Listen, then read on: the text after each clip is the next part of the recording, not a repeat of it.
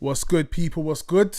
Welcome back to another episode of Quality Over Quarantine. And we actually hit our 20th episode, which is kind of nuts when you think about how long we've been doing this. It's kind of just flown by. Today we got a special guest, as always. One of the most special though, for real. My brother, the one they call Kingpin. Are you saying, bro? Well, one brother. Love. How you doing, man? Good. You know, I'm glad you hollered at me when you did. I was starting to catch feelings, bro. But you know what? Did a post and there was like 20 man on this post. Yeah, and I'm thinking, nah, man. This officially, if I don't get the call, it officially means I've made no impact on the canon of UK hip hop at all, and therefore I'm gonna have a sleepless night, get myself into a world of emotional, deep feelings, and then contemplate my purpose in the game. And thankfully, the call came. So came. Yeah, I feel relevant. The call came at the midnight hour.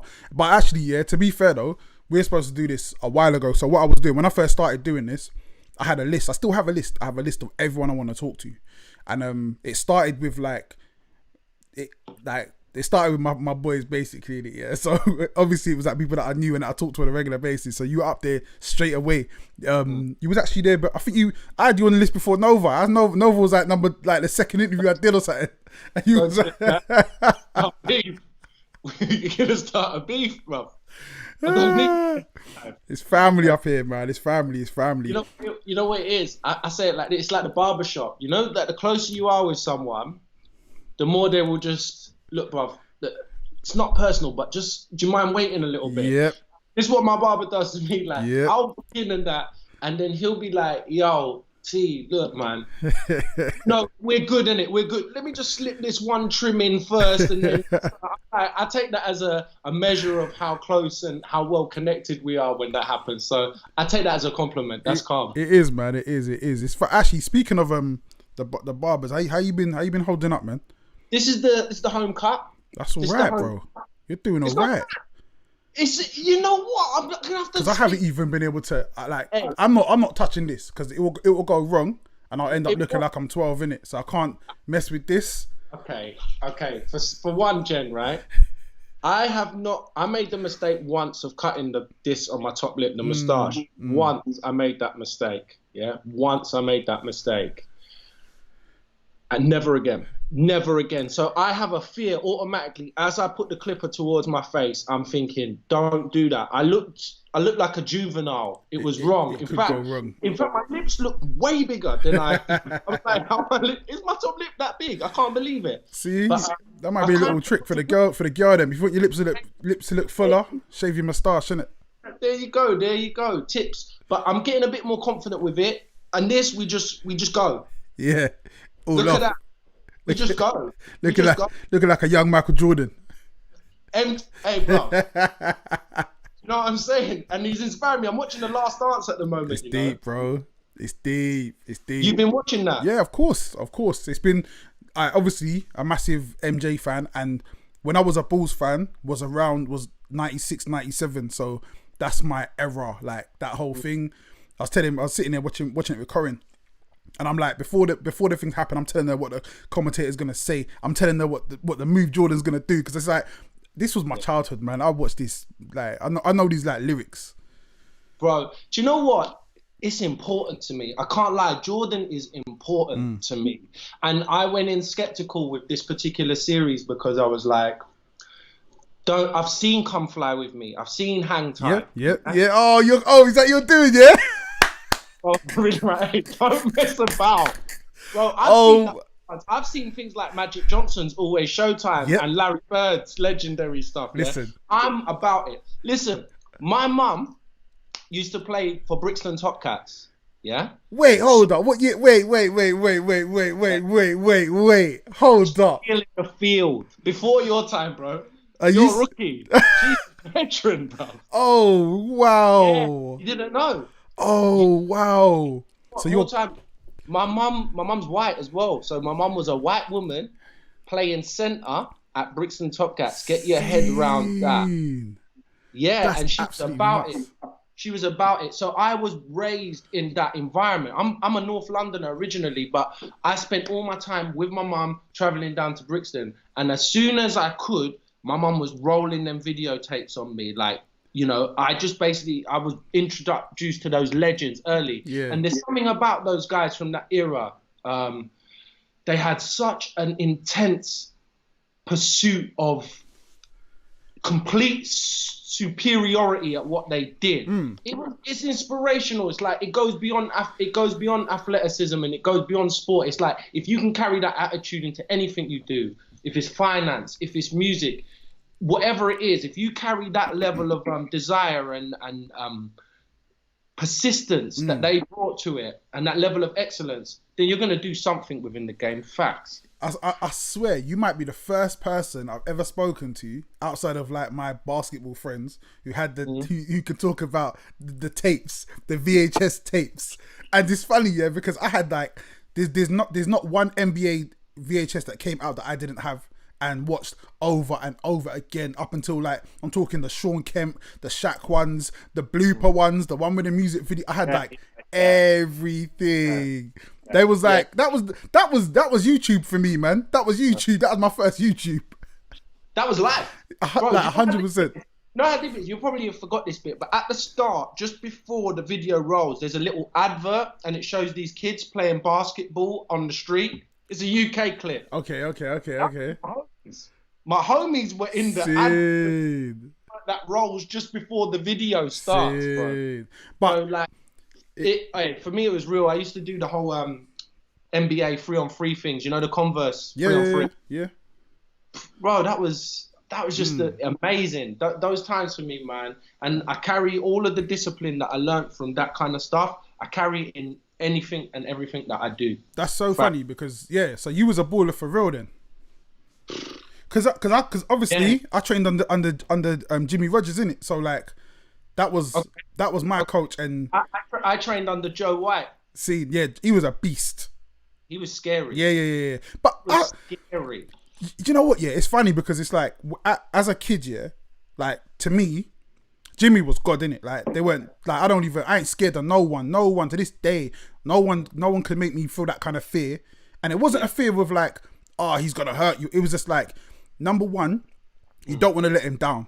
Like you don't want to let him down. You want to make sure you always do like the best you can do, and his aura was nuts. I remember going to his yard in Brixton and just or walking around Brixton with him, and like and you know what's nuts as well? Like I can only talk for Jimmy, yeah, but like being a northerner, coming to South, and being in Brixton. And just being comfortable and being the man in the area, like, and not like the man like I'm a G. No. He had an accent as well. Yeah, man. He rocked the accent. I know. And a community figure. But you know what? I say this like there'll be a lot of like, you know, our game is very, you know, people within this game, we know each other. The music game and that. Listen, the thing I learned about playing basketball them times is you could be the star in the playground. I mean, like at school, I could do whatever I want. It's always showtime. Round the back, whatever. I could have fun. Yeah. When it gets real is when everyone's the star of the playground. Like when you're training now and the people you're training with are all sick.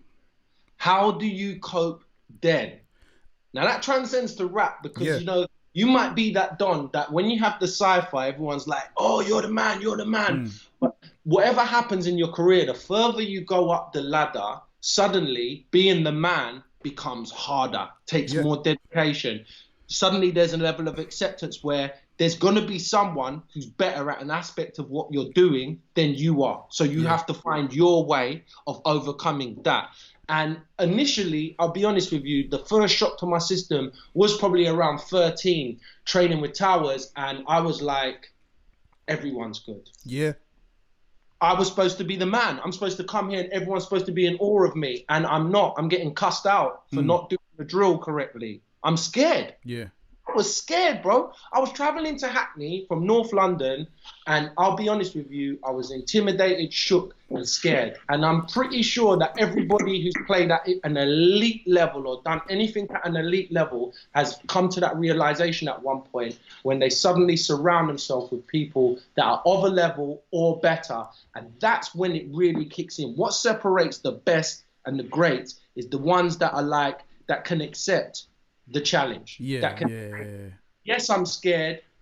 Yes, I might not be as good as him, her, or whatever at this, that, but I'm going to do my best. I'm going to put in graft and grind, and I'm going to make sure that I will excel. And some of them aren't naturally as gifted as others. The ones that really kill it aren't always the most naturally gifted. Yeah. They're just the ones with the mental capability of overcoming, you know? It's funny you said it, yeah, because I used to travel I was living in Luton at the time. So when I first made the Brixton team, I was living in Luton. So I went from playing in Luton, playing in school, obviously playground killing it. No one was touching me. Maybe a few people, but you know what I mean. Then playing for County, Bedfordshire, again killing it, not a problem. Playing for when I was 15 and 16, I played for Stevenage, like men's team. Like I was still like, I mean, as a kid, that doesn't surprise me. I was rolling. Because I just think I can imagine trying to man mark you. Nah, I wasn't big then. I was skinny. Nah. It's actually, you know what it was. That haunt me. Nah. I had no size.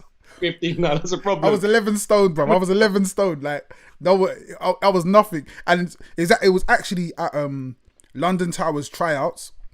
I went for, didn't make it, and they were like, you know what? Go talk to Jimmy. And so I went to talk to Jimmy, but it was Joe White who said to me, he was like, yo, you're too skinny, man. He's like, how much do you weigh? And I was like, at the time it was like 11, I was like 11 stone, yeah. And he was like, nah, you gotta be at least 14. I was like, all right, cool. So and bearing in mind, I knew nothing about nutrition, yeah. So all I did was just went home and just ate as much as I could. And like, it took me so long to get up to like 13 and a half stone. And then I went to play for Brixton. And again, like you said, being the man, I turn up, I see this one point guard that has Sean Gray. Oh my God, the dude's moves, yeah, it was just crazy.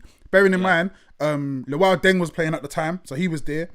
Yeah, he was younger than me. Level now. That's all-star level. Yeah, but he was 13 at the time, so he's 13. I'm 17. Yeah, he's better than me. I'm sure he's played in the NBA All-Star. Yeah, team. Yeah, man. And imagine that. Yeah, like we didn't have that to aspire to. It was crazy. And it's so funny as well because I remember like him and another guy called Flo, and they used to like pretend to be like Kobe and stuff like that. And it's like, you really played with Kobe now. Like you really done that. You really made really did it. Like but it's cool. But it's exactly what you said. You get to the point where you've been the man. You've been doing this, but now you're playing where everyone's you're not even a man anymore. You're You're a scrub. Proper scrub. Like, boy, you got to prove yourself. And again, it was a hard pill to swallow. But at the same time, like you said, this paved the way for everything in life. Like everything that came after was like, right, cool. I know how to deal with this. I know how to, when I'm faced with people who are the best. Again, it's the same in rap. Like you come in, yeah, man, I'm the best freestyler in my school. Boom, boom, boom. And then next thing you're in a open mic and you got Black Twang one side, Chester P on the other side. Now what? You know what I mean? Like, all right, cool. Spit your 16. What you got, bro? And the thing is, when man like them have got credentials like what they've got, yeah, it don't matter what you're dropping. You can drop the biggest fire in the world. You ain't got their back catalogue. Nope. So you got to win the fans over. You know what I'm saying? That's just the real of it, man. It's nuts for real. So how did you get into when did you get into hip hop? When did you get into rapping? What was it that got you into, I want to be a rapper, man. I want to spit bars. It's quite geeky really for me because initially like I was like a drum and bass MC. That was my thing. You know? Everyone was a drum and bass MC, man. Or jungle MC. What am I the jungle thing. If you could put your hand through the screen, you would have slapped me for that. Nah, man. That's one of the same. I was a jungle MC. It was a youth club thing, you know, going to the decks. Actually, I could mix, but when you're going back to back on the decks, it's going to take a minute before you get to mix the next tune again. It's going to take a while. Right. So it's like the mic was just kind of sitting there, you know. So I got used to picking up the mic, and for me, like my boys, once I was the youngest in my crew, so you know, I remember being at my boy's house and we were all sat around. It was one of them sessions where there was like 15 man in his yard, right? Yeah. And we were just chilling in his mum's yard at that, and we were just chilling and going around. And they said, he just for some reason said, everyone drop your favorite MC's line, and everyone went red faced like, nah. And he just put the pressure on, man, like, do it. Drop your favorite MC's line. Go on, round. So it was kind of like a cypher, but no one could MC. And I was just under pressure as the youngest one. Like, I would have got it if I didn't do nothing. So I just spat my own bar, like a freestyle thing. And normally, man them would be quick to stick it on me and put pressure and cuss, basically. But everyone was just like, what? That was sick. So it must have been good for them to do that, because to them to show me any respect or acknowledgement. Yeah. And I rapidly found that was a way of getting respect. Like when you're the youngest in the crew and everyone's gonna, the joke's always on you, or you're always gonna be the brunt of the pack. Yeah, yeah. Suddenly it was like the tables were turning. I was getting respect because I did this thing, and everyone would be like, oh, you see my boy T? I think I was MC Quick at that time or something ridiculous. And like, see him, like, drop some bars. And you can see there was a pride in what I did. It just turned the power dynamic round. So, yeah. So then I just I just started finding, it began with Jungle MC and then gradually progressed. And as I went to uni, I wanted something that was a bit more artist focused. Like I was tired of going into spaces and spitting and everyone's facing different directions. You know what it's like in a garage rave, for example. Not everyone's just doing their things, slap down tequilas, and then you'd hear the odd rhythmical lyric and you'd bounce about. But I wanted something where it was like, I need the space to actually say something that matters. I've got subjects I want to address, and I want to be the focus of people's attention. Right. And I always loved hip hop, no matter what I did, but I just felt like it was territory I couldn't touch. That was a US thing. Okay. I hadn't been to Rodney P and that. I was late. So how old were you then? What, when I first discovered like UK space? Yeah. I don't know. I think maybe like 18. Okay. Right? Yeah. And it was like Dark and Cold video. Man. Yeah. The Dark and Cold video was my introduction, and it was like Fallacy, Rex, Chester P, Rodney. To be honest, I'd love to watch that video again because I'd be like, oh, he was in it as well. Yeah. You know, I would be completely baffled by the fact that I probably talk to a lot of these people now, but I just saw it and I was like, I was in awe because I was like, I don't know whether I can do that, but I'd love to be able to. Yeah. And so the transition came when, like, what I would do is write my garage bars to hip hop beats. Okay. It was like a little trick I had, and it would allow me. So when I sped it up to garage, it sounded like the flow sounded mad wavy. But then my boy Darren, you know, who's passed away recently actually, he said to me, T, you're writing on hip hop, spit on hip hop. And it just got me thinking, and then I started to just go with it. I was like, yo, I'm gonna write to hip hop. And the first thing I'd done was the Choice FM DJ. What was his name? Everyone called him Jigger Man, even though that's Jay-Z's name. Why is his name escape me now? Anyway, there was a Choice FM DJ. I forget. And they were running a competition, Rapology. And I spat over the top of Jay-Z's beat. Dum, dum, dum, dum, dum, the DJ Premio beat. Yeah? And I spat over that. Sent it in, just handwritten on it. This is hot. Yeah, that you did. That's so you, man. Audacity.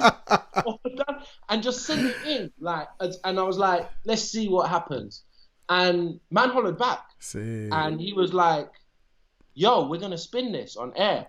It's the first ever recording I've ever done on hip hop. That's nuts. Yo, sick. So he hit me back, and they said, like, look, can you do Rapology, the competition, which was at Fairfield Hall in Croydon? So I was like, yeah, sure. And in my heat was, her real name's Adele. Oh my gosh. She won a Brit Award recently. collabed with Pro Green. Why am I forgetting her name? It's because I'm on air. You know this girl. Where? You can read all about it. Read all. Oh, come on. I know the song. But anyway. Black girl, Scottish, blonde, Brit Award winner. Yeah? Her. She was in my heat. And she's gone on to do massive things, like I said. And like, yeah, she was in my heat as well. So I had no chance of winning, man, because she was killing it. And that was my introduction to performing, rolling on the stage, and realizing like, yo, hip hop's my territory. This is what I love. That's actually nuts, because it's so funny though. So many people that I've spoken to and be like, yeah, how did you get into the music thing? It's like, they're hitting me with, I was doing the jungle, the drum and bass first. And also as well, a lot of people are coming with like the first time they heard UK slang, UK flows was also on the jungle, drum and bass, way before you were really hearing it on hip hop, because hip hop was still like an American thing. So it's funny how like a lot of us kind of came to hip hop around in that same way, man. So yeah, I credit those guys as my inspirations, like Det, Shabba, Stevie Hyper D, Skibber D. Those are all the guys that they're the voices that they were the first ones that made me feel like, oh, legit, I'm allowed to spit. Yeah, cool. Emilia Sande, that's the name. Amen. Yeah. Do you know what? I would have been distracted throughout this whole interview if I didn't get it. Did someone drop that on the chat? Nah, it just came in my head. I'm rubbish with names as well, man. It just like, I was like, oh yeah, I know the one you're talking about. Emily Sande. You know the maddest thing about that is Emily Sande, she actually, after we did that competition, she said, she was like, she filmed it on video, and her mum contacted my mum, because we were youths. Yeah. And she's like, oh yeah, your son was really good, man. Do you want the video footage? We got video footage. Yeah. She goes, yeah, she wants to collab with your son. Yeah, that'd be sick. I was like, you know what? My ego, all wrapped up in my own ego, my own career. I was like, yo, I ain't got no time for all of this, man. Allow it. Do you know what's funny? Yeah, like off topic, on topic. She's always someone. Yeah, I don't know what is about her. Yeah, you know when you can just tell someone's good vibes. Like you just know, you know what? She's like, she's good vibes, man. One of them things I just pick up. I've always picked up. I just always thought about her. Thought, you know what? I reckon she's safe. So you go from doing what you've been doing, coming up in the game. You then become a name, and you know, okay, this is another funny thing as well about our relationship here, because I don't remember when I met you. Like, I don't remember. Like it's always like I've just always known you, but like we've kind of. Again, it's one of them things where if someone said, nah man, you know him since you were you, I'd be like, yeah, probably, yeah. Like I swear I've always known you. Like. I know. Right, okay, I remember something. The one thing I remember is I was doing an office job, like proofreading, which is a bit mad because I can't remember the last time I did a tweet without a spelling mistake in it. So I don't know how I got that job. I've definitely got the gift of the gab. Like I remember I was on a lineup with you, and someone was so impressed by that, my work colleague, you know, because when you're at work you're just the guy from the office, and every other rapper is like a legend. You're like, yo, you're in the lineup with Jen, and I remember him saying to me, he said to me, yo, my friend named his kid after you. That's crazy. And I remember, I think that was one of the first things I told you when I met you. I was like, yeah, one of my work colleagues said their friend named their kid after you. I think their kid's name's Elijah because they're such a fan of your work. That's massive. So that's a mad thing, isn't it? I don't think anyone really knew me in the hip hop world until I started messing with Snuff and the whole People's Army thing. Right, okay. So like, it's a mad thing because I started running a night called Scratch Club, and we had an open deck policy. Started in Camden in like this small venue called Lush Bar, and then it became popular, and we took it into central London, into Social, the venue that's called The Social, which isn't massive, but we just rammed it out. Yeah. And hip hop heads started turning up. It was funny because it had the vibe, like you'd have office people, you'd have sort of girls in heels and short dresses, and then you'd have those hip hop heads that, you know, the bobbly tracksuits that didn't give a damn about how they appear, but came to vibe, you know, wanted to grab an open mic basically. So it was a mad mix, and Snuff turned up. Scene. And he messaged me and he went, look, the way the way you run. I was gonna do the Northern Irish. Big up Snuff, man. Big up Snuff. My self-impression ain't bad, but I'm allowed that for now. Anyway, he was like, the way you're running the open mic ain't correct. Right. This is MySpace days. So I messaged him like, yo, I feel you. And he's like, look, why don't you come and do this end of the week thing? Right. Okay. Yeah. So I did the end of the week, and I'll leave the comment. I'll leave in the YouTube, on this YouTube, when it's up, I'll put the footage of my moment. Right. It was a key moment for me. And it was the freestyle round, the grab bag round. See. Cake Tempest was in my heat. Rain, or what's his name, was in my heat. There was a few people that were in my heat. But a lot of people said I got robbed. See. Okay. That's what a lot of people said.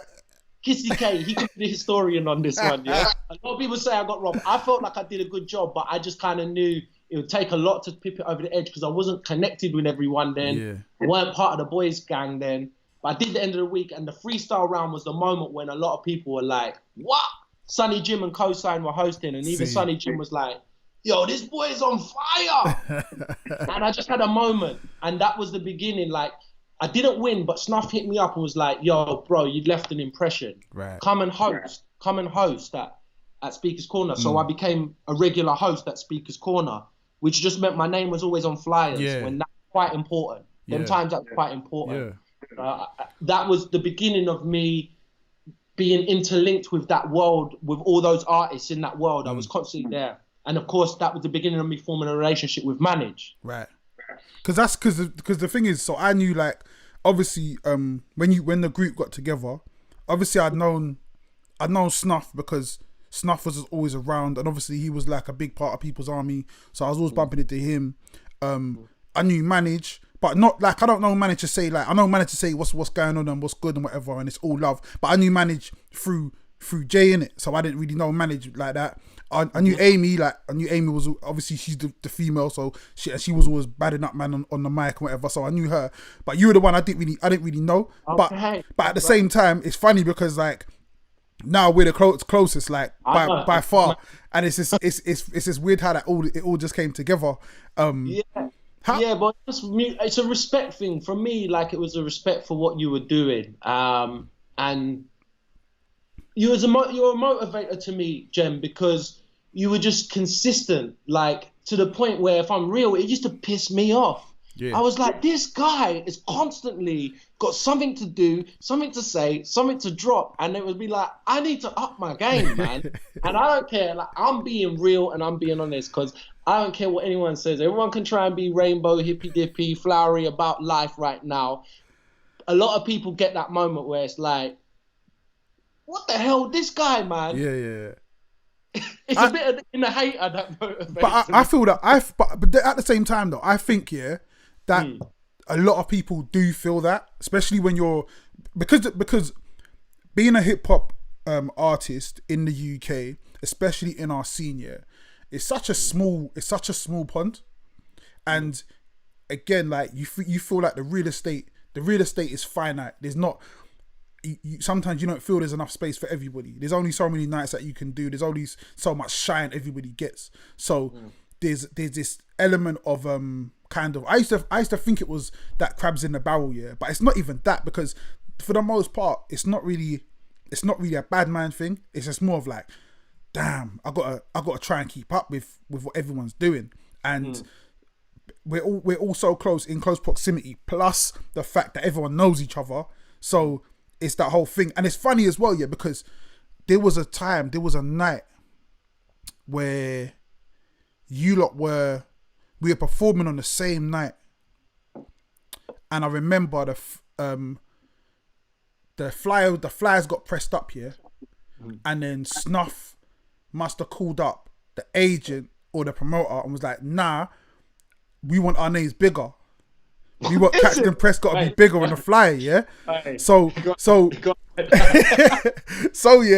I was like, what we talking about? But, like, at the same time, it's like, it's one of them things where it's like, you proper get it because it does, like you said, being on flyers meant a lot, and being in these places means a lot. And I feel like as well, being like someone like Snuff, he was so important in making these kind of things happen and having the idea and the mentality of, nah, we got to push through, we got to do more, we got to be bigger, we need to be on these sets, and we need to do that. And so seeing him doing his thing on that side with you lot, I'm like over here like, rah, I got to try and do my thing as well, innit? So it to me, it was always fun, man. It was always like, yeah, like let's see who's doing what. And I think up until recently, 100%. And I think up until like really and truly, up until probably 2012, maybe 2013, I was on that, and I got to a point where I was just like, oh, you know what, I don't care anymore. Like, and then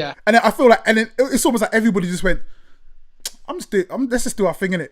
And the vibe just changed. Yeah, let's just enjoy this. Yeah, you're right, you know. It was mental. There was a whole load of side-eye going on around them times, man, as well. But there was a whole load of love as well. Yeah. And I think the fact that everyone was interconnected brought a lot of strength to what we were doing. And it was a great time. It was an important time for me, you know, and I learned a lot about, you know, because I don't have a massive body of work. I've done a couple of projects. And then I put a lot of graft in live. And I think that I learned a lot from being around Manage, particularly. When I think of that era, I think about Manage, who I just think is like an overlooked rapper in many ways. 100%. Bars-wise, no one's really touching him. Like, bars-wise, he's a monster. But he's also like, he just taught me recording techniques. Same. He was very fussy about what we did at soundcheck. He didn't like people shouting on the mic, so he wanted the sound check right. And then that seeped into us all. And I think one thing about the group, Caxton Presses, I think we became really good performers. Like, we're very well rehearsed. Right. And that translated into my entire experience now as an artist. I always like to be really well rehearsed. And I think Manage is, if I could cite certain people that have had an influence on me as an artist, I can't deny Manage plays a huge part in my development as an artist, without a doubt. Okay, let's kind of go back to that time, of being in the group.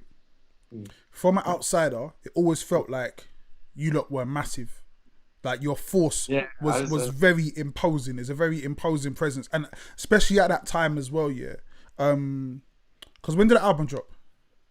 Around 2012. We were working on it. We were working on it throughout 2011. It was like just after the London riots we dropped that, so it felt right as well to have that kind of rebellious, anti-establishment kind of, the government is lying to us type of, you know, operation that we were running, you know. From an outsider kind of looking in, and a fan of like everything that was going on at the time, I did feel like you lot were everywhere. You were on every flyer, every show. You lot were doing your thing. From the inside, how did it feel? Did you feel like you were getting where you wanted to go? And do you feel like the potential, like, because I always felt like the potential was massive, and it just didn't hit where it was supposed to hit. We fucked up. Excuse my French, but we fucked up. Because we all knew we were onto something. Like, something's happening. Everything felt right. The narrative felt right. Like, we were going to shows, and it was just like the energy at the shows was crazy, and you were just like, we're onto something here, guys. Can we just keep focused? People thought we were signed. Everyone thought we were signed to this major label and all of that. But it was just the stars, everything was just aligning itself, and everyone had something to bring to the table, to contribute collectively, that helped us build momentum and helped us continue to develop. And we brought all our little fan bases together, and just it created a snowball effect. So inside, I could feel we were doing things. And then it was that time when you'd come out of shows and people wanted to take selfies with you and wanted to sign stuff. I remember having a Sharpie on my key ring at the time. So I had a mini Sharpie on my key ring. Ready. To sign someone's copy of the album or whatever. It just felt right. But I am disappointed at how things broke down. I think when there's a lot of egos, we were holding together. The reality of it is, it was a manufactured band. Yeah. We were manufactured. Like, we didn't have a big white guy in a suit, a big mountain climber who plays rock guitar, as the RZA said. Oh no, Jizza. Yeah, exactly. Jizza would say. We didn't have that behind us, but you know, Manage was the visionary that was like, knew us each as individuals and kind of brought us together. And it was a little bit forced, and we've got love for each other, but when it's not organic like that, sometimes you can't overcome all of your differences. Yeah. And there might be trust issues or whatever it is, and it's hard to overcome that. And as a result of that, it was just like, we just couldn't keep unified, man. And the success was happening. You know, I used to look at 4 Hours on High Focus at that time. Yeah. They were a little bit ahead of us numbers wise on YouTube, but not much. Astronomically. Yeah. Not astronomically. Now they dropped an album and it streamed like 1 million streams or whatever. Yeah. Boom. Yeah. And so you're naturally going to look and go, what could have been? Yeah.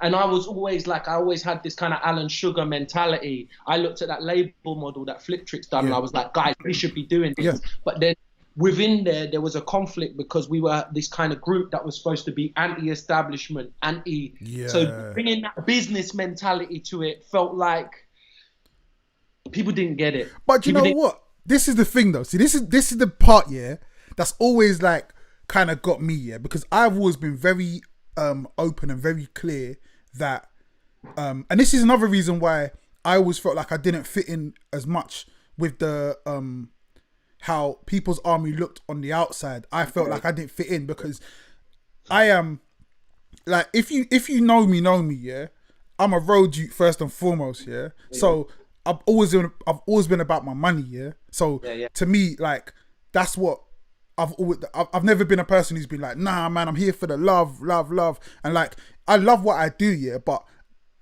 I've never hidden the fact that I'm about that paper. I always felt there was a lot of elements within around that time, of people kind of going, it's about the love, yo, where's my money, man?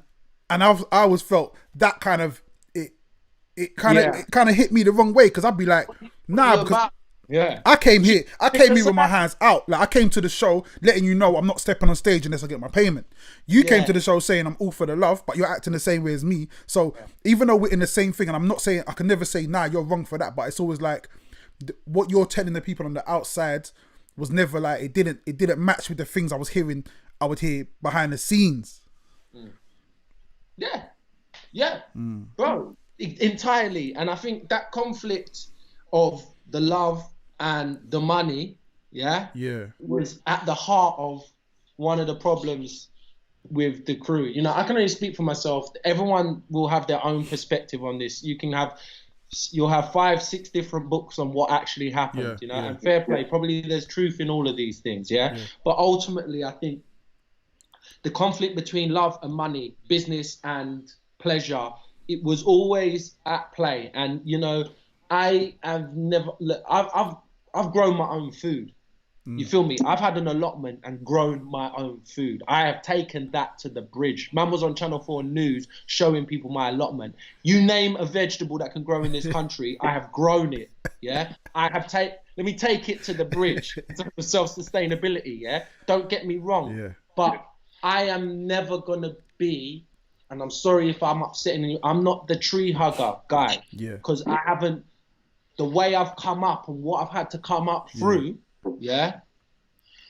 boy, where's my money? But at the same time, like I said, there's a lot of people acting like tree huggers that, you know what I mean? They love. So they're not not really wearing the same T-shirt as what they're projecting. You feel me? Yeah. And I think I think sometimes that flat out ruthless honesty is something that's hard for people to deal with, you know. But when it comes to business, you got to be shrewd. You've got to be able to tell it as it is, because if you don't, somewhere along the line it's going to go wrong, and you have to be able to accept what it is. You know, and like, I look at my relationship with Nova, which I have. He's a friend to me first and foremost, but he's also my business partner when times are good and when times are bad. And we've had some of the most awkward conversations. Yeah. Awkward conversations. But the fact that we can both take the emotion out of it and get raw to the facts is why we managed to overcome all of these things. And I think sometimes that couldn't happen. There was money on the table with that group. And sometimes when the hard facts needed to be exchanged, too much emotions got involved. This is another point I want to make. Actually, I was going to go into the high focus business model and how Fliptrix did his thing, and you looking at that business model and how it's worked. Why do you think that no one else has really been able to? I have my reasons why I think no one else can do it. I'll say simple, because I feel like with them, it's all authentic. So I feel like that's the bit that no one else has really ever got. But why do you think no one else has been able to kind of replicate what they've done? I don't know, man. For me, it's like, I think undeniably somewhere in here, I haven't really ever put my thoughts together here. And I don't know whether this is me being bitter about it, or I don't know whether there's some reality there, but I feel like there's a racial undertone in I always look at people that have broke through, and I'm so happy for them, that have come from a similar background in the world of our music. You got your Rag and Bone Man, you got your Man Saber, you got your Plan B. These are all guys that rap that was like, let me sing. And they're white, and they've taken it to a whole nother level. And then, and I've got love for these people. I wish them all the success in the world, but I just have to kind of look at patterns and I'm trying to work it out. We're all trying to break out of this box here. You know what I'm saying? Yeah. So I look at that, and then I look at Fliptrix, who, like you said, is authentic, because nothing about it feels like he's trying to appeal to a commercial world, a glossy world. But I just feel like there was an era where it was hard to ignore, like, what was going on, like a Boom Bap festival, for example. And you're like, why is my man not on the lineup? Why is my man not on the lineup? And that's when certain things don't feel authentic. When you're like, it started to feel like the scene was very whitewashed at one point. That's how it felt. And then it started to feel like, one sec, certain people are only on this thing now because you're getting called out. So it's like, oh shit, we got called out last year. Better put Kalashnikov on the lineup. Yeah. Better put Jen. Hey Jen. I see. I get that. Yeah. And the thing is, it's like, I don't disagree with anything you're saying. But I think the problem becomes when it's almost like it's no fault of your own when you benefit from white supremacy. Like, it just, the game is the game, innit? And I also feel like all the guys that we mentioned, they're always the guys who still fight for the cause, innit? Like, they still let anyone know whenever they can, yo, this is what it is. So it's always like maximum respect to those people. But then there's like a level removed from there. So I had this thing one time when I was going ham against the scene. I thought the scene was mad whitewash, and I asked this guy one time, and I was like, just name me your favorite rappers, and he named me all his favorite rappers. I was like, interesting. And then he was like, what? I was like, nice, interesting.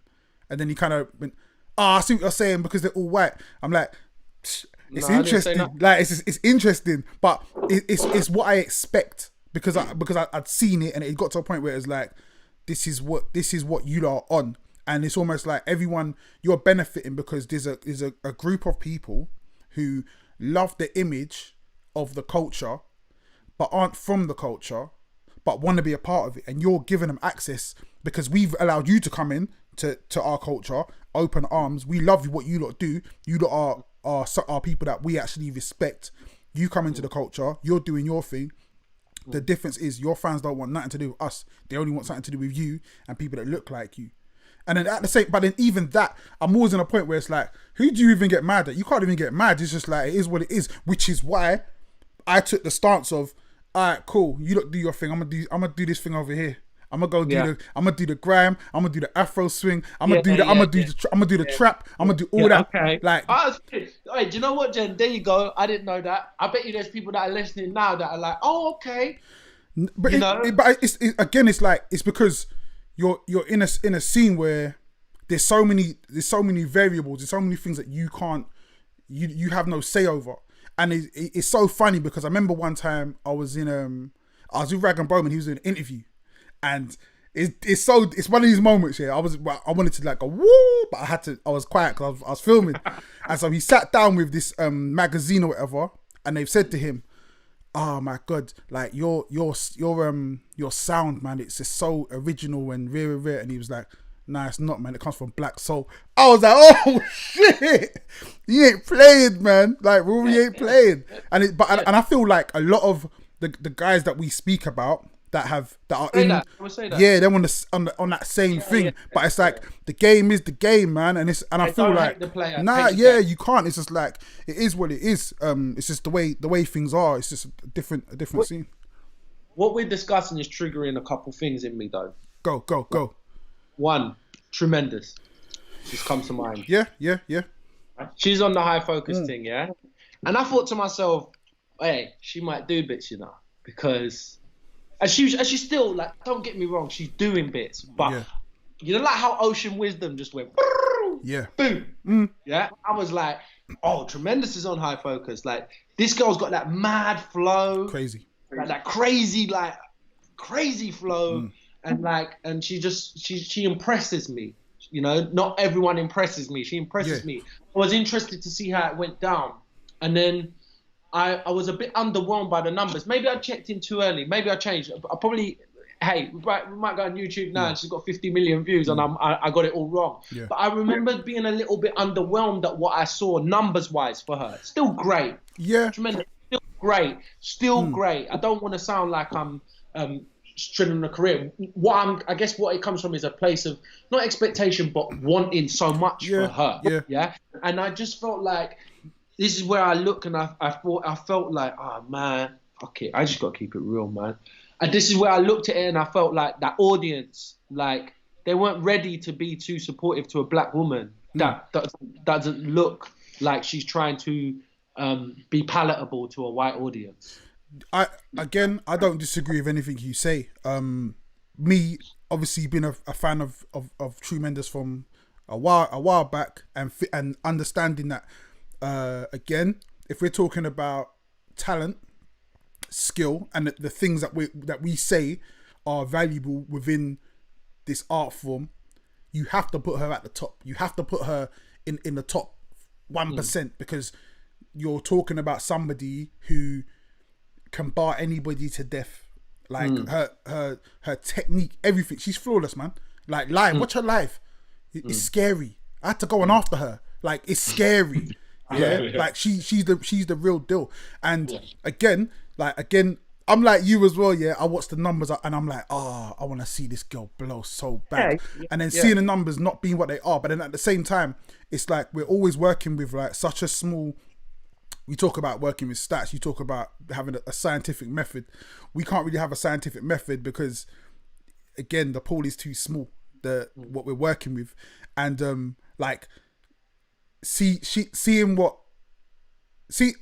been other acts on high focus, white acts as well that haven't done too well. Even I'm always the person who's like, I always think Flip Tricks. He's nowhere near the biggest artist on the label. You get me? And I feel like because he's so niche in what he does. Same with Scissor Tongue as well. I always feel like he should be way bigger. But I feel like there's a cultural element to it's just so, I don't want to sound like I'm bashing high focus fans, but there's a cultural element to it, and it's like anything. It's not like it's not a good or a bad thing. It just is what it is. If you had, I don't know, if you had like a folk singer on like a reggae label, the numbers won't do as well because it'd be like, yeah, we're just not looking for that right here. You get me? So things are like that. But again, it's like it's a bigger issue. It's not a high focus issue. It's a hip hop issue, and us not respecting. We had the conversation with Jazz Keen the other day, and her just saying like, we have this issue as men in hip hop here, where we don't respect women the same way we respect men, and it's just straight up facts. It's like and you know what hit me as well today, yeah, because today I was going back over all like I was looking over Caxton press release, and it said something about, and it had like and Amy True, who's the female of the group, doing things that no female. I'm like, yeah, that ain't cool, man. Like, but it's the way we do things. It's the way we do things. Like, and yeah, man. Like, I want to try and get Tremendous on it. She can speak her piece. But yeah, there's a lot to unpack with that. And I think she's in the best place where she can be, and I feel like she's gonna be where she needs to be. Like, no one's stopping her. You know, if you unpick all of that we discussed there in response, I think the initial question is like, why are they so successful? It was somewhere around that. Because there's an audience out there looking for that's them. it, man. Yeah, and they just did what was authentic to them, and there was an audience out there looking for that. But like you say, you can't put a folk singer on a reggae label and expect that folk singer to get the astronomical. If there were another label or another audience, or there's a lane or there's something there for them, but it's just not here. Because you booked what's his name? What's the other you that signed to them? Actually, you know what? You booked a lot of people. Tremendous. I booked Tremendous. Yes, that's true. But oh no, Capone. Yeah. Okay. Did I? Maybe. Yeah, maybe I think so. I think I did. I swear I did a show and he was on, and it was Coops and Coops as well. Yeah, him as well. But so I feel they're always as far as like, because the reason we bring them up so much, because I feel like if you cannot talk about UK hip hop without talking about High Focus, because they are the top dogs, yeah. And also I also feel like they deserve a lot of credit when you look at the moves that they've made, like as far as trying to combat what it is we say we don't like about UK hip hop. At one point they were the focus of that, and they've also kind of gone out of their way to be like, yo, let's make this work, let's get some more diversity. And I don't think they've done it in a way where it's like we're looking for diversity. They're just going, yo, this guy's cold and fits with what we do, let's do it. And yeah, I think they've done their thing. This is an interesting point, yeah, because talking about this, having this conversation is something that a lot of people probably wouldn't do, because everyone in hip hop is so thin skinned. You've always been like a super honest person. In the game. I had a moment, Jen. I think over the last couple of years, why I haven't communicated so much with my audience is I've been afraid to be honest. And that was the only way I knew how to communicate. Yeah. So then I was sitting there wanting to talk about not knowing. I don't know how to I don't know how to BS. Yeah. I don't do that. So it's like, you know, I remember when I used to do when I was really active on Facebook, and the engagement I would get, a lot of people would be like, yo, bro, I'm so glad you said that because I feel like that, and no one said that, and you're so brave to do that. Yeah. And I'm sitting there thinking, I'm so, what? I'm like, thank you, grateful, but I don't get what you mean by being brave to say those things. It just didn't occur to me that it was brave. I didn't have that filter in place. And then I went through certain experiences that made me not want to show vulnerability. Okay. I had to be the winner. I had to be strong. I had to be doing okay. I had to be cool. No one's fazed me. What are you talking about? Yeah. So then suddenly it was like, no, I can't put that out there because I don't want certain people to know I'm struggling. Yeah. That's when you've got a problem. You feel me? I feel you. It's only when you can be real and go, yo, I'm not doing so great right now. For me anyway, or I am doing great, or whatever. When you can be honest with yourself, when you're being honest, that's when you know you're part of the way past dealing with all your problems. But like, It's funny, yeah, because like me and you've had conversations, yeah, deep conversations that, again, this is why I class you as such a close friend, because you're someone who I know, like, you just tell it how it is, innit? You say, yo, this is what's going on, this is how I'm feeling, and it's not a, I feel like it's quite a rare thing, because it's not something that I have with a lot of people. There's not a lot of, especially a lot of men. There's not a lot of male friends who will be like, yo, man, just not doing well right now. You know what I mean? And I feel like at the same time, that's also your strength. That's what's giving you kind of an edge, because what you've done within this time, yeah, you've kind of found a sense of self and a sense of self-awareness that has given you an edge in really. Once you understand yourself, it gives you an edge in everything. As far as hitting that part when you want to be an artist, being honest about what you want to do in life, and I feel like it's also transferred in business, because obviously you know that with business is relationships, and there's always gonna be elements of somebody that you kind of look to and you're like, wow, I wish I was more like that. And you've got an element about you, yeah, that's just like, you can go into any room and you know you're you in it. You're gonna do your thing, you're gonna talk your talk. And it's like, it's so funny because you remind me of my dad. My dad's got the same thing. Like, people always say, like, to me, like, oh man, you're like this. I'm like, I'm a quiet version of my dad, innit? Like, I'm just a quiet version of my dad. You meet my dad, he's out there. And I feel like you've got that element where, because you know yourself so much, you can be in a room, be yourself, and just radiate who you are in essence. And do you feel that's helped you as well in, again, with art, with business, with everything? In my day job, I'm a careers advisor. It's mad. It's actually under the name of the title of my role. Yeah, I've been doing it for God knows how long. And then I woke up one morning and went, yo, I didn't even realize, yo, I'm a careers advisor. And my girl was like, yeah, it says it on the name of your job. And the reason I bring that up is because at some point I learned, you know, you go into certain places and you try and project this narrative about yourself. And, you know, I'm lucky that my day job involves music. I'm surrounded by creatives of such talent and have done such amazing things within the music industry. I'm in awe of some of the things they've done. It's a pleasure to be around them. But the only reason I got into that space, is I was very honest with myself. I needed to be in the space. If you're a rapper and you're walking into your job interview and you're going, better not let them know that I rap. Yeah. And not let them. If you're already, you're on the back foot because you're playing poker. Right.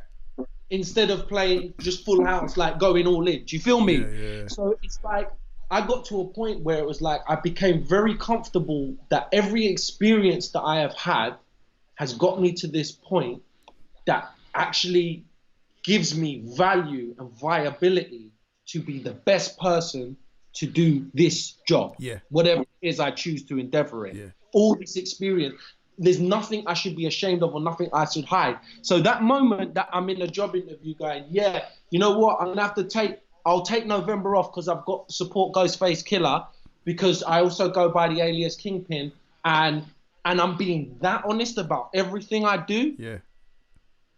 I've won. See it. I feel like I won. And so I'm in that space now where I never feel like I have to put on a facade or be this other alias. Everything I've done, I'm very proud of, and I put it out there, and it's part of what has made me who I am. So I don't disguise it. And that level of comfortability means that if I walk... Look, I did a presentation the other day, yeah? And I opened up, it was a business presentation, and I opened up by saying, hi, konnichiwa, blah, blah, blah, wagwan. As I say, wagwan. And everyone who was like, the audience who loved that, who felt connected. And then I stopped afterwards, and everyone said, you know what, your presentation was sick. And I said, yeah, but I was keeping it real. Yeah. I don't want to be some other guy. I want to be me when I present. You feel me? It's deep, So, man. It's deep. It's deep. I love, to me, yeah, I love watching you, man. Because especially like in certain, like we've done things that you've brought me in to help to be a facilitator in certain things you've done, and like just watching you move, watching how you do your things, just like, this guy ain't playing, man. It's just like, it's cold. It's really cool to watch, especially when you're kind of like the things that you do, the circles you move in is something I'm always like, yeah, that's the way we should definitely be going, especially when you speak about being a rapper. One of the things that I tell my young people is there's so many ways to make a living being a rapper without rapping, and you just need to again understand your power. There's so many things that you've been doing for so long. You yourself, yeah, through the art of rap, could be a author, a script writer, a graphic designer, a radio producer, a television producer, a video editor, an EQ, and mix engineer, a sound engineer, bro. Like I said to Nova, you want to employ someone, employ a rapper, because they can do it all. Social media, marketing, everything. Like, think about how much skill sets it spreads across. And there's a number of things like that a lot of people, this is the careers advisor coming at me, there's a lot of things that people do and they don't quite realize the exact task that they're doing. Someone might say, one guy I know, he ran a small a market stall in Brixton, actually, selling wine. And then he was looking for another role, another job. And he was like, but I don't do all these things. I'm like, bro, do you have personal relationships with some of your clients? He was like, yeah, okay. So boom, you manage client accounts. Yeah, you process invoices. When he actually told me what he did, you're like, let me just translate this into all the tasks you carry out. Once we listed them on the end, I was like, okay, now look how employable you are when you actually think about all the things that you do that goes into running your business. It's crazy. And they don't realize it. You know what I'm saying? So it's like we all have a set of skills and stuff like that. We just have to look deep inside and realize exactly what we're doing and how capable we are. There's a lot of things you do outside of music. But let's take it back to music for a second. Mm-hmm. You just put out an EP. Yeah. You were kind of ghost for music for a while, and then decided to just be like, "Yo, I'm back." Just drop 5 real quick. Well, I'm sat in a room. Yeah, I'm stuck in here. I'm keeping busy. Don't get me wrong, but like everyone else, we all got a bit more time to reflect. We don't have to make that commute. We don't have to make that journey. I'm not running, chasing each paycheck every minute of the day, getting from one tube to the other bus to the next whip to dot. Yeah. Actually, I'm here now, and I have much more time to reflect and to process and to realize. And for me, the things that stopped me doing music were massive connections of anxiety, depression, loads of negative emotions that I've managed to put to music. We talked about Caxton Press. Music signified to me, a lot of my music, when I think about it, I think about relationships that didn't work out. That's painful. So sometimes what do? When we look at things that cause discomfort, we turn away. But at the same process of you turn away, are you fulfilling your potential? There was something about that you love doing. And just because you experience some pain along the journey, does that mean you're not going to do that now? Because that's only going to create its own problems. So, I was turning away from all of that stuff and not wanting to partake because I didn't really want to face what was causing me problems. And I can only talk about that now because I've had the time to sit there and reflect. And I also know I'm very sensitive about all of this stuff. It matters to me. So even in the process of putting out music, I'm going to go through it again. I'm going to go through pain again. Yeah, I'm going to be like, why is this not done that? Why is that not done this? Why this should be here, that should be there. These guys should be supporting me. That platform should be. But lo and behold, like, I've accepted, that will happen. But ultimately, the love of what I do is the most important thing. And I should really be fulfilling that. I would be letting myself down if I didn't do something that I love, man. I feel like once rappers realize that, that's when you kind of hit another level. So that talking about that release anxiety that every single artist gets, and it holds things back, holds me back. There's so much music that I haven't put out because I'm like, no, it's not the right time, it's not the right place, it's not gonna do what I want it to do. And I'm easy when it comes to like dropping like throwaway tracks. I do that all day long because it's like, it's nothing. I could just throw it. But bro, I'm worried about you because if you let go, you've already just the body of work that just keeps coming out. I'm thinking if he's got more up his sleeve, Lord have mercy, they're gonna have to change their server. They're gonna have to introduce new servers. I wrote a song yesterday called Council, and one of the bars was about, that you see that thing that Billie Eilish, and she's like, I done a whole song in quarantine, and I think like they took her out of context anyway. And I said something about Billie said she did one song, man like me I done 23, and like just is it because to me music is like it's like to me it just comes out in it, so it's not really a thing that I think about as far as like the art. But when you go to another level, when you say, okay, this is a song where I've really put my heart into, I'm putting it on an album, it's going to be an official release, it has to do a certain thing, and I feel like that always like that's going to hold you back way more than if you just say, you know what, it's going to be what it is. Giggs said this thing, man. Giggs, and this thought goes through my head so much, and I say it so many times. Giggs says, what happens is you do a track and it don't do what you want it to do. Everyone gets depressed and you get down. He's like, just make another track in it. And it's just like, oh yeah. I didn't think, why did I think of that? It's real talk. It's real talk. And, I definitely, I'm in that pocket at the moment. And I know like, the waves, like my personality, I know that right now I'm riding the wave. I may do that again, but if I'm aware, if I'm mindful of it, then I know it's only a matter of time before I come back up here. So let's just stay consistent. Let's just do something about it. Let's just be creative throughout that process. And I always, when you were talking about you hold back and that, I kind of think about this EP, the track Nothing to Say, the actual track that I remember messaging you and going, oh, Jen, I got a track. Would you lay down a verse? And then I said, I don't know, it might have been WhatsApp. However, I sent it to you.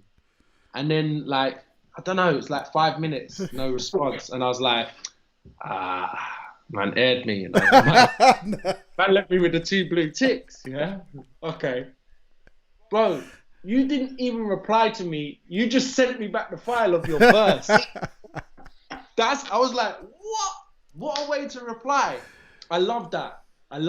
And, for me, I'm like, that's inspirational, man. That's the level of work rate. I want to get to that point where I'm not so self-critical, because I think some of my best work I've probably torn up and thrown in the bin because the negative voices that I get all the time that are telling me, you're not good enough, this isn't good, this won't be I just got to stop. I've got to get more in tune with that self-love and actually realize, there's some great stuff in there, man. Yeah. And when I hear people being complimentary about me, at the moment, I'm really happy about that, because you do realize, like, what you do resonates with people. People have an impact, and it makes me, what's happened with Ty at the moment. Yeah.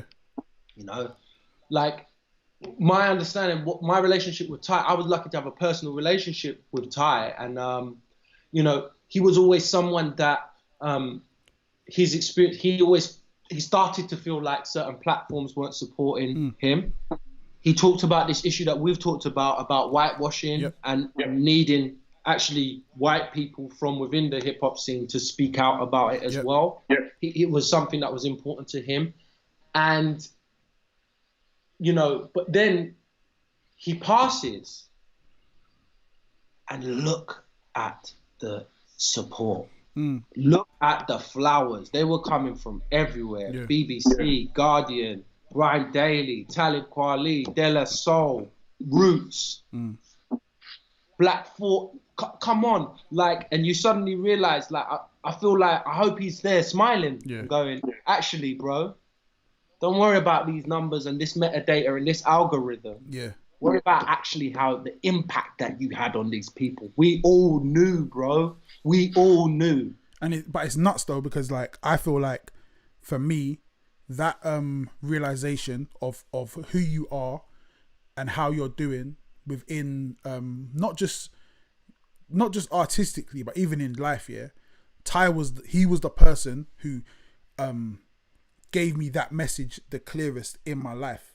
So I've said it before. I said it on the Facebook Live that I did, and I said there was a time when I was feeling like, in that time when you're just banging your head against the wall and it's like nothing's going the way I want it to go, and he just inboxed me and was like, Genesis, you're winning, you just don't always see it.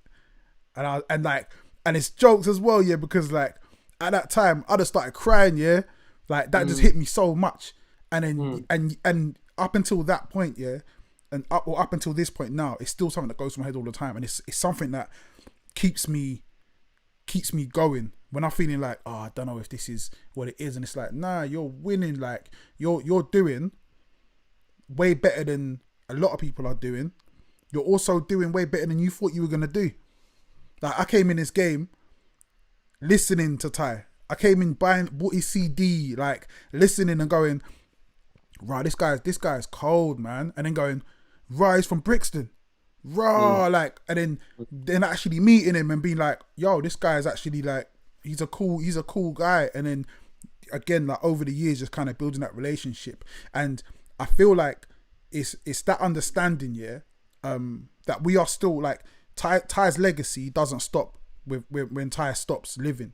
Like we still carry on that legacy, and as creators and as people who make music and have that influence, like you saying, oh, someone named their kid after you, like that's influence.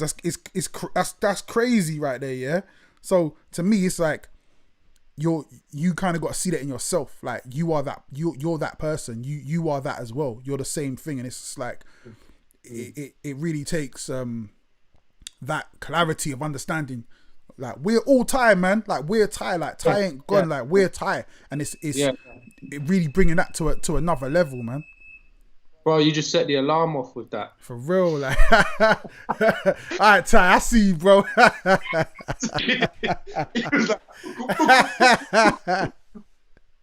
Come on. Oh, no, man. It's true. I've taken that from it, man. I mean, my experiences with Ty have been really quite special, man.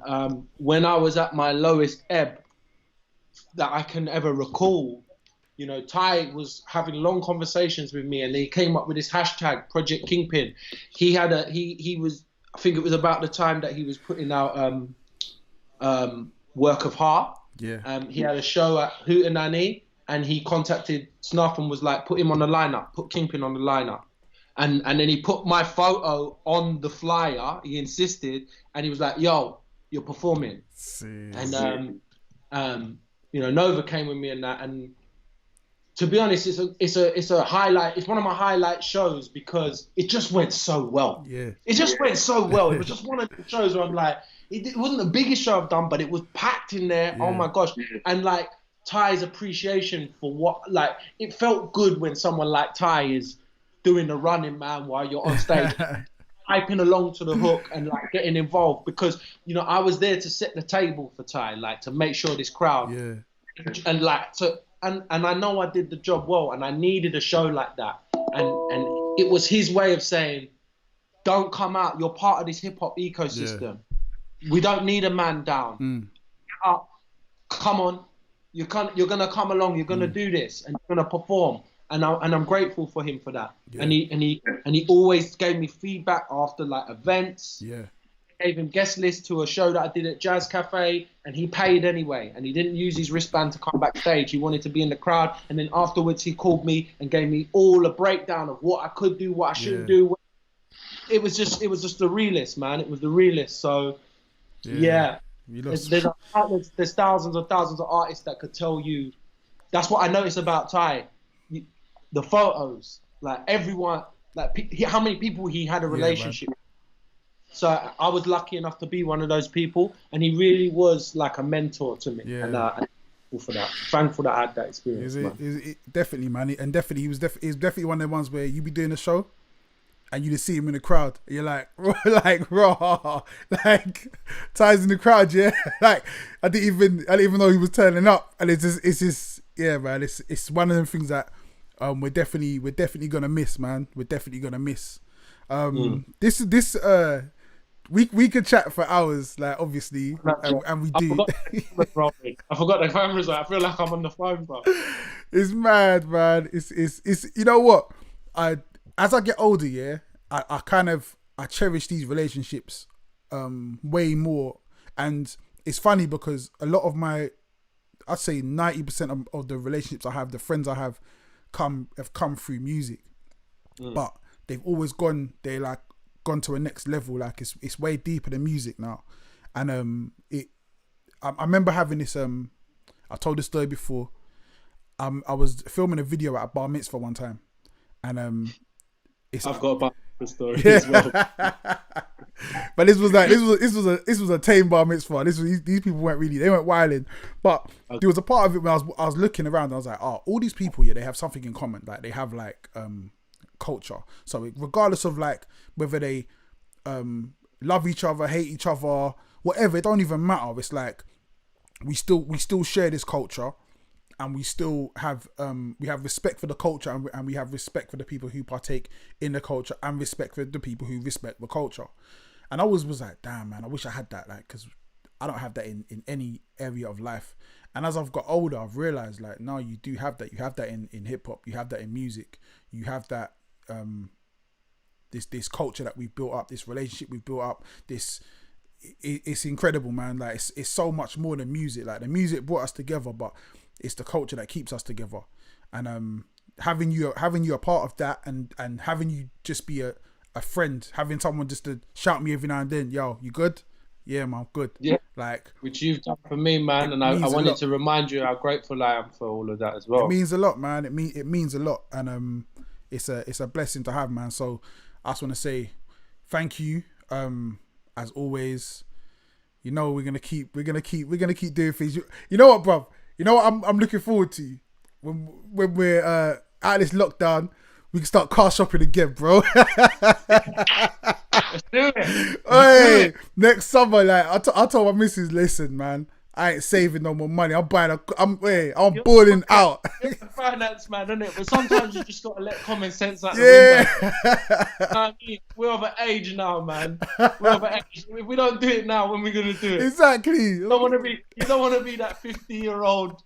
You know what I'm saying? You don't want to be that 50-year-old that just bought the new sports car, look like he's having a midlife. Do it while it suits you, man. It will look good on you now, Jen. Let's go. Yeah, nah, for real, man.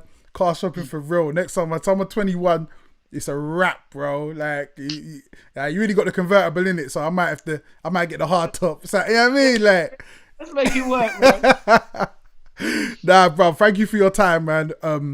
All love, Pleasure. all blessings. Like, Anytime. This has been incredible. Love it. Bless, bro. Love it. Bless. All right, peace and love, man. Guys, thank you for everyone who's like been hooked in. Like I'm gonna try and go through some of these. Big up DJ Shorty. Who else is in there? Leda Cook, Yemisi every time. Love you, sis. Marie. Obviously, big up Nova. Crossbone T. Bro, we need to talk, man. We need to talk on this platform. For real. Big up Khan. Yo, like, big up who else? Corinne Pennington. Big up. Like, it's nothing but love. Thank you all. Please subscribe to the channel. Please hit that share button. Share this with your friends, man. There's so much knowledge that's getting dropped in these interviews, and I feel like people need to hear them. So please share them with your people. Let people know we're out here. We're doing this. Stay safe. Stay blessed. And I'm gonna see you tomorrow, man. We're gonna keep things moving.